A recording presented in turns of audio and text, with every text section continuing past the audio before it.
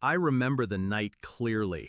The garage lights flickered as I stood among my 10 cars, my pride, my obsession, my escape. Each one had been earned with blood, sweat, and years of silence while my parents funneled everything into my sister. She was the golden child. I was the burden that paid for her comfort. But when my parents demanded I liquidate everything I loved, my $1.5 million collection, just to buy her a house she hadn't worked a day for, I realized this wasn't family anymore. It was extortion. So I smiled, I nodded, and that night, while they slept, I moved every car to a warehouse 3 towns away. Quiet, hidden, legally mine. It wasn't always this way. As kids, I defended my sister. She was fragile, spoiled, but I thought I was protecting her. When I got my first job, I used my paychecks to cover her debts. When I bought my first car, my father said, "One day, you'll be a man. Until then, you're just a driver with toys." I told myself they didn't understand, but they understood well enough when they came from my collection.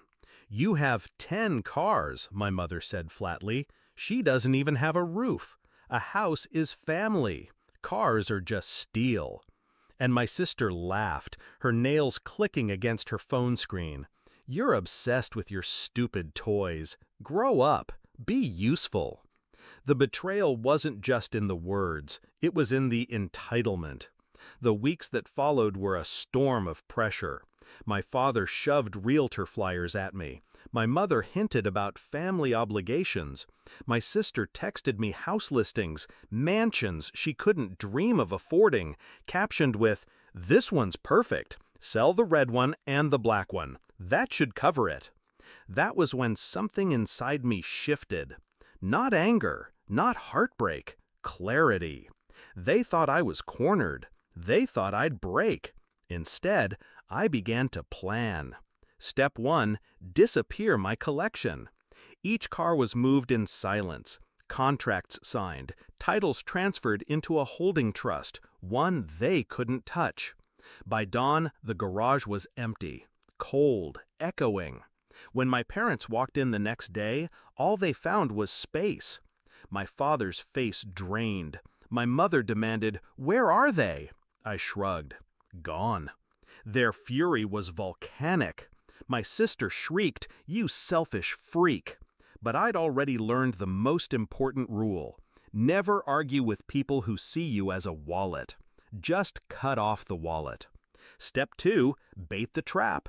I let them believe I'd caved. I hinted about selling. I asked my sister what kind of house she wanted. She bragged to her friends that her loser brother was finally paying his debt. Meanwhile, I was working behind the scenes. I bought a small, crumbling house in her name, cash. Legally hers. No mortgage, no escape clause. The deed tied her down like chains. On the surface, it looked like generosity. In reality, it was the beginning of her prison. The day I handed her the keys, my parents beamed with pride. At her, not me. "Finally," my mother said, patting my arm like I was some obedient pet. "You did one useful thing." My sister tossed me a smirk. "Guess you're not completely worthless." I stayed silent, because silence is sharper than a blade. Step 3, let time do the work. The house wasn't just old, it was a money pit. Leaks, broken wiring, hidden repairs that bled cash every month. And she was unemployed. At first, she demanded I help with maintenance. I declined. My parents screamed. I ignored them. Slowly, her savings dissolved. The shiny dream turned into a rotting nightmare. The house dragged her under, one repair at a time. And my parents? They couldn't bail her out. They'd spent decades enabling her. Their accounts were dry. They began to resent her. The golden child's shine began to rust. The final step wasn't planned. It was poetic.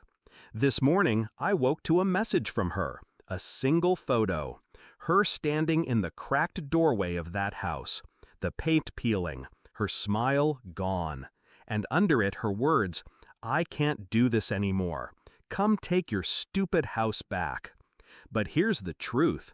She can't walk away. It's legally hers. The debt, the decay, the liability, all chained to her name. And me? I was standing in my warehouse, sunlight bouncing off the hood of my Ferrari when I read it. I should have felt guilt, but all I felt was release.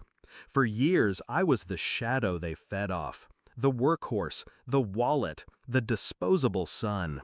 Now, they're drowning in the very greed they weaponized against me. And I'm finally free. The roar of my engines echoes louder now. Not because of the cars, but because they represent something more. Proof that I didn't bow. Proof that I outplayed them at their own game. They wanted my collection gone. Instead, I vanished them. And when the engine starts, when the road opens in front of me, I think of one simple truth. Family doesn't betray you by accident. But when they do, you don't just forgive. You finish the story. And I did.